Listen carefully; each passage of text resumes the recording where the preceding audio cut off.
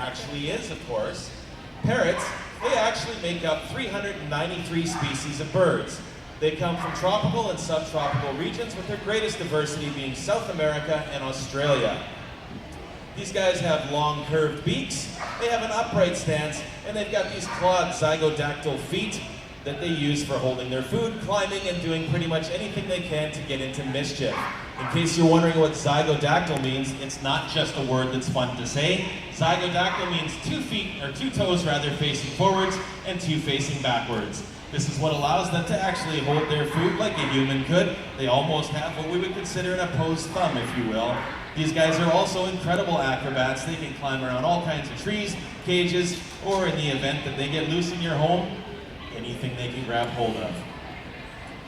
With the brightly colored feathers and their high intelligence, it's really no surprise that these guys have captivated people for centuries and become so popular in pets. Unfortunately, because of this draw and the lack of education that many people receive when getting parrots as a pet, these guys are becoming endangered in the wild. Almost all parrots have some issue with becoming endangered. A big part of this is because of smuggling and trapping from the wild, bringing birds into captivity. Due to overbreeding, because of this smuggling and the sales of parrots, there are always parrots needing homes. We're going to educate you guys a little bit on what some of the reasons for this is as we introduce you to some of our birds. So, now with that said, do you guys want to meet the first bird? These guys are cooler than that, guys. You got to make a little bit of noise for them. You want to meet the first bird? All right. So you guys have all noticed this girl sitting up on my shoulder here. Come here. Come on. You're going to do whatever you want, aren't you? Come here. The unpredictability of parrots. Well, okay, she wants to sit there. This is Maya. Maya, will you say hello? Will you say anything? Don't hide. Say, pretty bird. Come on. How about just, woo? Close enough. Now Maya here, she is a Dauphin cockatoo. Maya is 8 years old, and Maya owns our friend Brittany over here from the society. That's right, Brittany does not own Maya. Nobody really owns their parrot. You become your parrot's slave. These guys are the masters of the household. What they want, they get, or you're going to hear about it forever and a day. Now Maya here, unfortunately at only 8 years old, is in her 4th home now.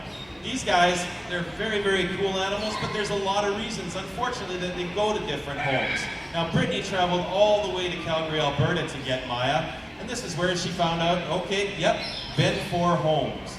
So why would you maybe think that this bird would ever be rehomed? Well, unfortunately, as we said, there's a lot of people that end up with parrots, and they don't get the education that they need and understand what these birds are all about. These birds are a huge commitment. Birds like Maya here can live up to 40 years. This means you've got to be prepared for a lifetime with this animal.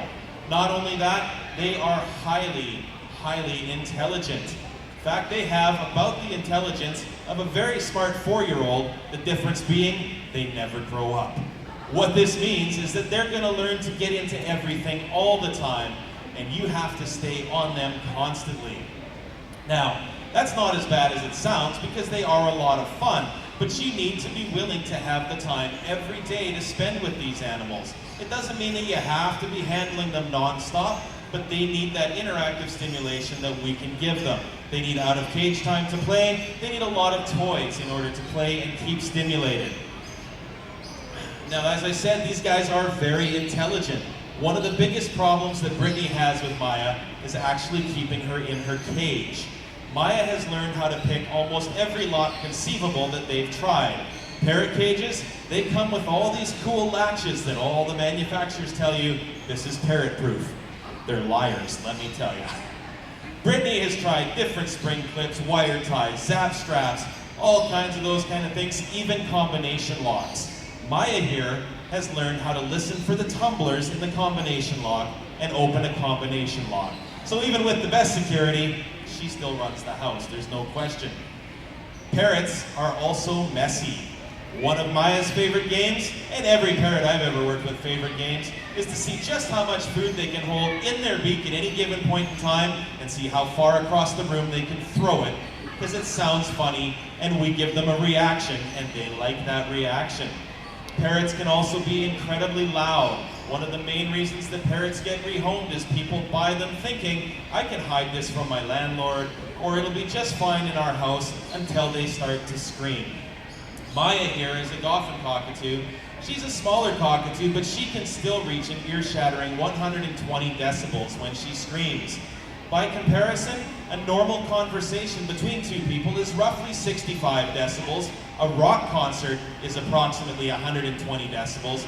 And some of the larger parrots, like the large macaws, the Moluccan cockatoos, the umbrella cockatoos, they can reach an ear-shattering 140 decibels, or roughly the same volume as a jet engine.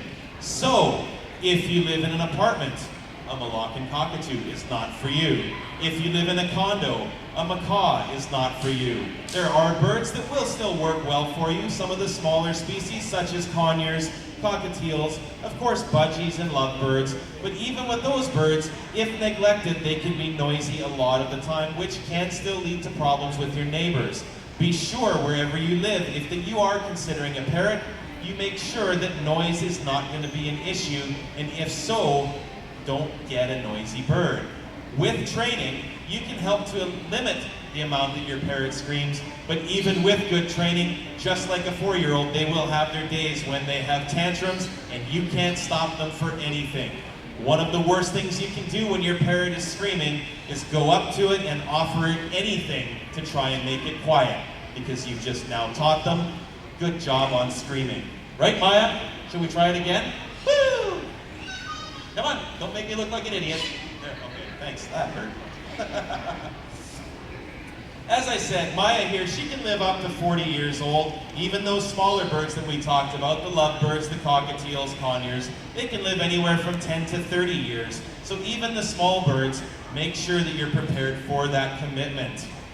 Now Maya, you'll notice here that her feathers don't look perfect. Parrots need all that attention, or they do stress. One of the biggest issues that we have with parrots that are stressed and neglected is they pluck their feathers or destroy their feathers. Now Maya is in a fantastic home right now. She gets lots of out of cage time, but even with that, every single day is a learning experience for Brittany as to what is this bird going to react to. As such, Maya still chews on her feathers from time to time, so she kind of looks more like a cotton ball right now than an actual feathered parrot. The important thing to remember with these birds is beauty is not only on the outside rather. It's when you can look past the damaged feathers and you can start to appreciate what the bird actually is, that you will be able to have a good bonded relationship with your parrot and maintain that good relationship until the end of that parrot's life. Or unfortunately, in some cases, your life. They do live a long time. So this is Maya. Everybody give Maya a big round of applause. We're going to let her go away here. So we're going to bring our next bird up.